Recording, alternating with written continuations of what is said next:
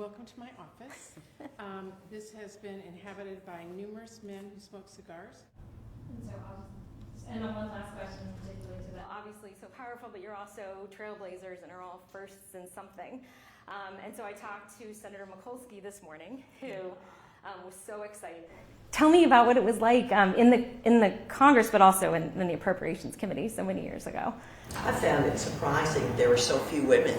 I just didn't think about that. But I remember at that time there weren't a lot of women. I remember conference committees, because we actually did a lot of them in the early 90s, where the most senior members were in the middle of the table and the most junior members were way out here. And the men would talk to each other right here. And I remember finally just standing up at the end of the table going, "Excuse me," because you couldn't get their attention. Everything was decided in the middle of this table. I think it's pretty amazing. We are at the middle of the table now. You are really looking at 5 women who have control of the most powerful levers of government. Now, but how? And for me, in many instances, transcends gender. The skills, experience, effectiveness of knowing how to get a policy over the finish line. That's what's dominant here. We didn't get here because we are women.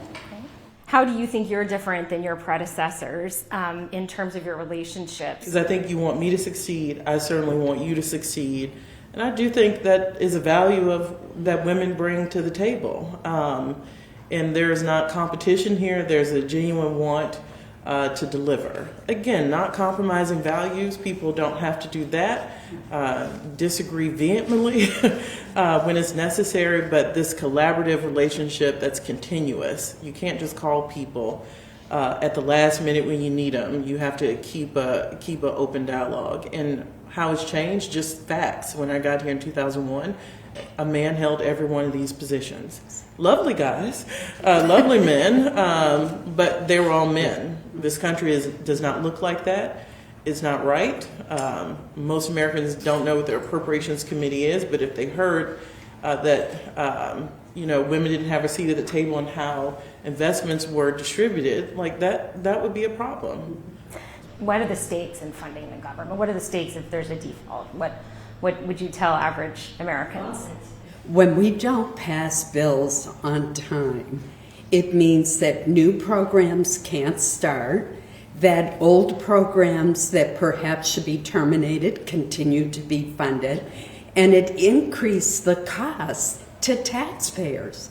So in many ways, it represents a failure to govern effectively. Great, thank you so much. I could talk to you all day.